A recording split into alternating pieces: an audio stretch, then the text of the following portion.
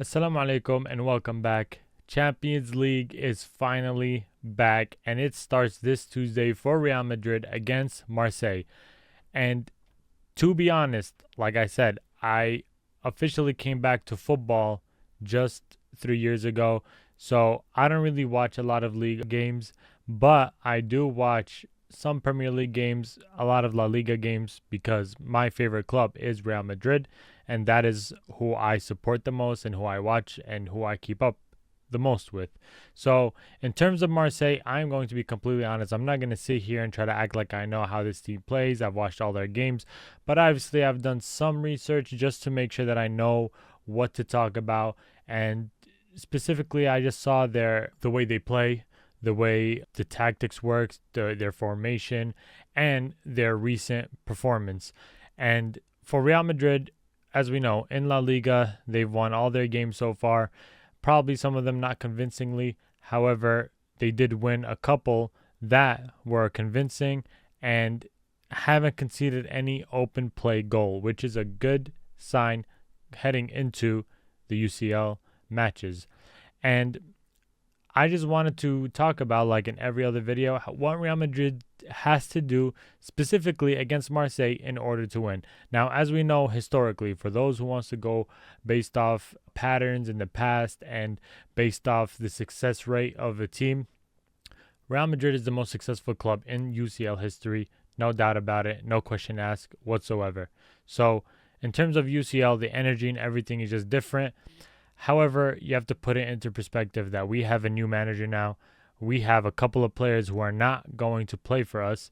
And we have to also understand that Marseille is not a team that is an easy team to just win against, right? So in history, right, just speaking real quick, there hasn't been, I believe, any French team that beat Real Madrid in the Bernabéu. So that is a good record. Is it going to hold? We never know, because as we all know, there's always a first time for everything. So we have to make sure, when I say we, I'm speaking also like as if I'm part of Real Madrid, we have to make sure that we don't let that get into our heads, because it's easy to say, hey, we have a good history against this team, so no matter what, let's just go ahead and do our business as usual. But no, that's not the case. And like I said, Xabi Alonso, I think he is at Real Madrid to prove a point and prove his case. He's not there just to manage the biggest club in the world. As we all know, when we see Xabi Alonso coach, we could see his tactics in form now. You could tell that Xabi Alonso is not here to play. He is here to win. So I have full trust in Xabi Alonso and the way he is going to coach Real Madrid against Marseille. So for Real Madrid, we have a couple of players missing, right? We have Bellingham, obviously. We have Mendy. We have Rüdiger. We have Endrick, who's been out. And we have, I believe, one of our key players, who is Camavinga. So out of those 5 players that I listed, we really do need 3 of them just in case, right, for substitutions. Like Bellingham, he is our superstar in the midfield. We need him. Also Camavinga, and also Rüdiger as a backup center back or even a starter as well. With all that being said, we also have to understand that Real Madrid can still succeed. All right, we have a solid squad. We have a solid bench, and Real Madrid can still succeed as we've done in the last 4 La Liga games. And we're just looking to continue the streak of winning, even though it's against Marseille and in the UCL, because winning everywhere matters. So when I did my research about Marseille, I don't know if you guys knew, but they've missed out on the Champions League, I believe, for 2 years, if I'm not mistaken. They've missed out on the Champions League for 2 years. So both teams are in a predicament right now, a really hard one. So we have Real Madrid, who is looking for redemption after last season. Some people consider it a failure. I do, even though they finished second in the league and reached, I believe it was the quarterfinals of the UCL.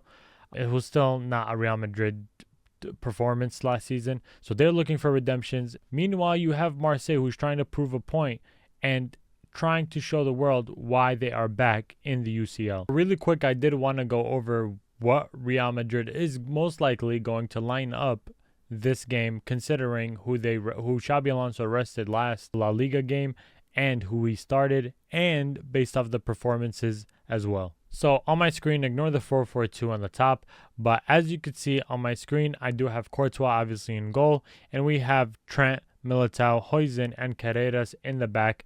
As you guys know, Trent was rested, and this basically the backline was the same besides Trent. Valverde, Tchouaméni down in the middle as a holding defensive midfielders. Tchouaméni and Valverde, I believe they were rested. I believe Tchouaméni started, but I know Valverde for a fact he did rest. Franco didn't start. Instead, last game it was Brahim Diaz. Arda, Vini, and Mbappe did start, but I believe that this is what Xabi Alonso is looking to start for this game. It's a very important game, and I feel like that is why Xabi Alonso decided to rest some of these players, right? Because heading into this game, I'm not sure if you guys remember, but some of the people, some of the influencers, some of the content creators, they were confused why Xabi Alonso chose this lineup and not choose the lineup that everybody tried to predict, right? And now that I think about it, I did forget that UCL was this Tuesday, so it does make sense why he rested those players and started this, because this last La Liga game against Real Sociedad was very important, but the UCL is also important, so it's important to keep that balance. And credits to Xabi Alonso for not listening to the media or nothing, but doing what he thinks is right. The problem really quick that I did want to talk about is Militao and Huijsen. I believe we don't have like a solid replacement except Asensio, right? As we all know, Asensio is not in the perfect form right now, but he is the only solid replacement for either or center back. So God forbid any injuries happen, God forbid any unfortunate circumstance happens, because if both defenders do need to get subbed off, we only have Asensio since Rüdiger is out. We also have Alaba as well, but not the best option to put him back there. Tchouaméni as well. I don't think he's the best playing as a center back, but in important cases, we do have to put Tchouaméni in the back, maybe even sub in Alaba. So hopefully that never happens. Other than that, Valverde, I have full trust in Valverde, Arda, Vini, and Mbappe. Like I said, I've been saying this all the time. Vini has to increase his decision making. There are some moments where Vini just holds the ball for a little too long and doesn't make the right pass when the right pass is there.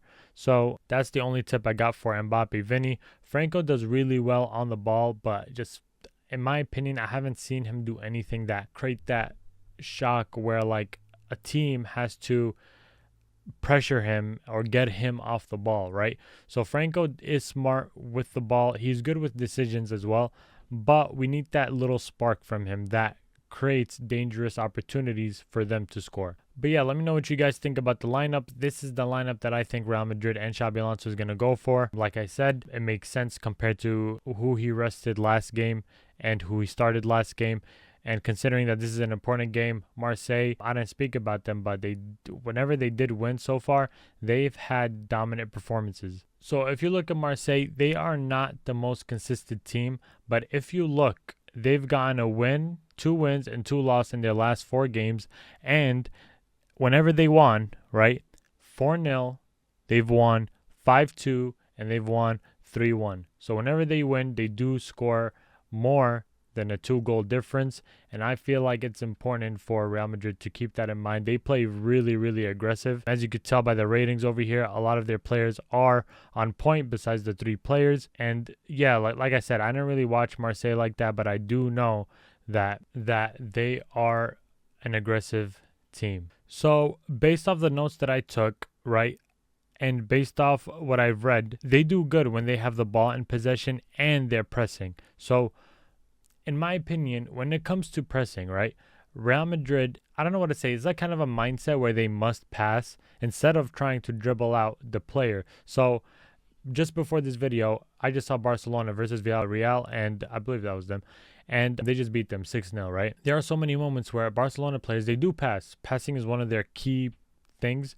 But the thing is that they don't rely just on passes.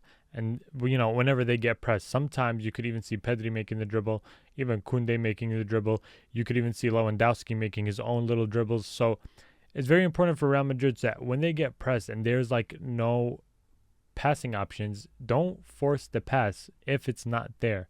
You know what I'm trying to say? I love Barcelona. The way they switch the play, I've been saying that Vini and Mbappe have to be spread out wide so that they can threaten both sides of the pitch. If they are playing on the same side of the pitch, the defenders have an easy time defending them and winning the ball back. So for Real Madrid to kind of stop the pressing and stop break the pressing, I would say.